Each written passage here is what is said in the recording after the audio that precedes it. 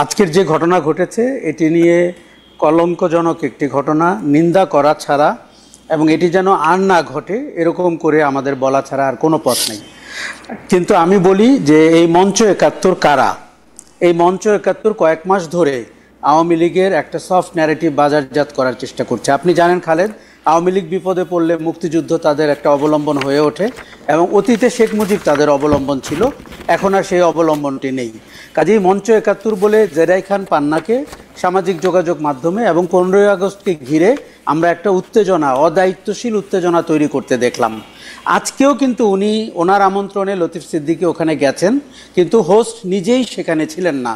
এবং মঞ্চ ৭১ বলে যারা যোগ দিয়েছেন তারা কেউ কেউ টকশোতে আওয়ামী লীগের পক্ষে সফট ন্যারেটিভ বিতরণ করেছেন গত কয়েক সপ্তাহে। তাই বলে তাদের সভা সমাবেশ করার অধিকার নাই, গোল টেবিল করার অধিকার নাই, অথবা আমি গিয়ে শারীরিকভাবে আক্রমণ করব, এটি কোনোভাবেই যুক্তিযুক্ত না। এই সংস্কৃতি থেকে আমাদের বেরোতে হবে। একে মব, প্রেশার গ্রুপ বা অন্য কোনো নামে ডেকে এর যে ভয়াবহতা সেটি যেন আমরা কমিয়ে না দিই।